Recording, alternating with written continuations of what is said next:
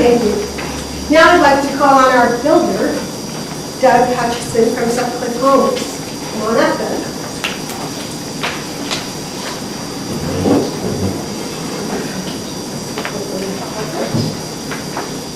So we want to know, Doug, why do you think this is a good idea? I'm not sure I do.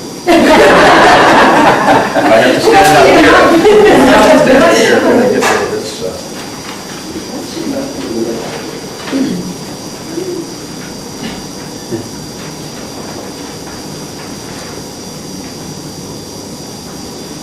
Probably don't need it.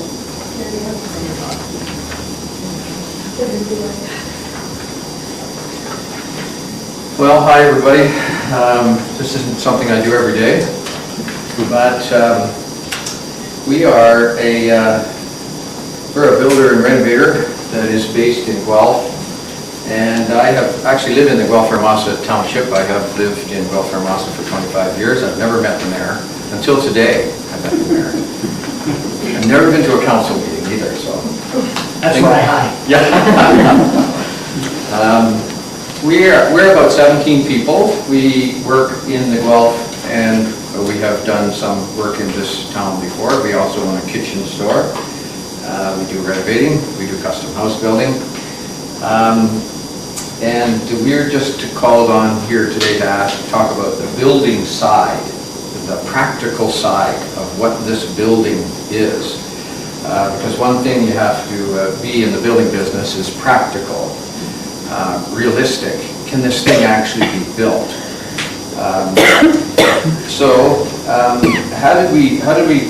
did I get here? How did we get here? We got an email in November, Brian, from Elizabeth. And we have kind of a triage system at the office where we look at all this stuff coming in and we say, whoa, that project is smoke and mirrors. And we put it over there and we drop it in the trash bucket. This one almost made it to that because there were too many red flags flying up. Zoning, this is a commercial building, it can't be residential. Because we're in the building business and we have to be practical, we can't spend a lot of time on things that don't look like they're going to work. So, I'm not sure how it stayed out of that, but it did kind of pique our interest because it was so logical, made so much sense that we kind of pulled it back and said, you know what, I want to meet these ladies. So that's what we did in Janet's living room.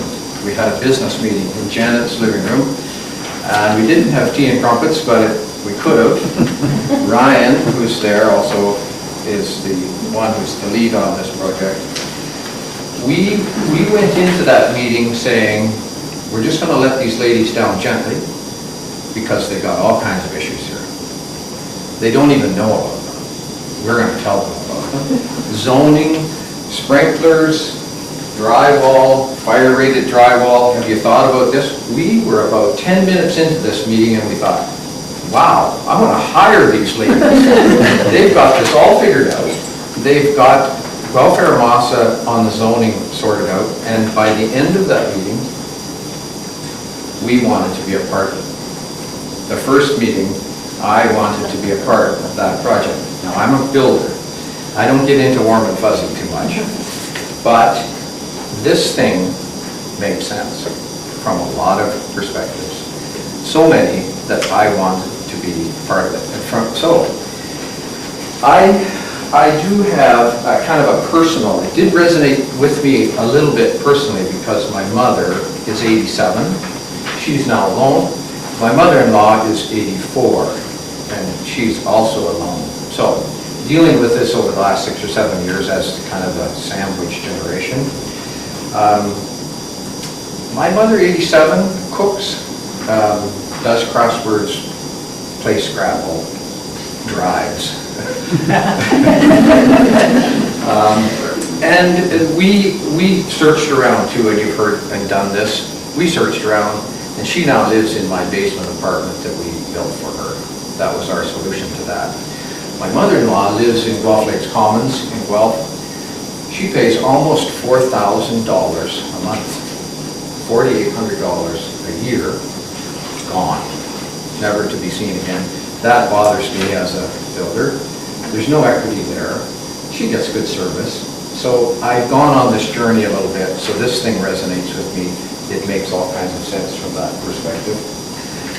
So where are we? Dealing with the practical, where are we as the builder in this project? I have gained huge respect for these ladies.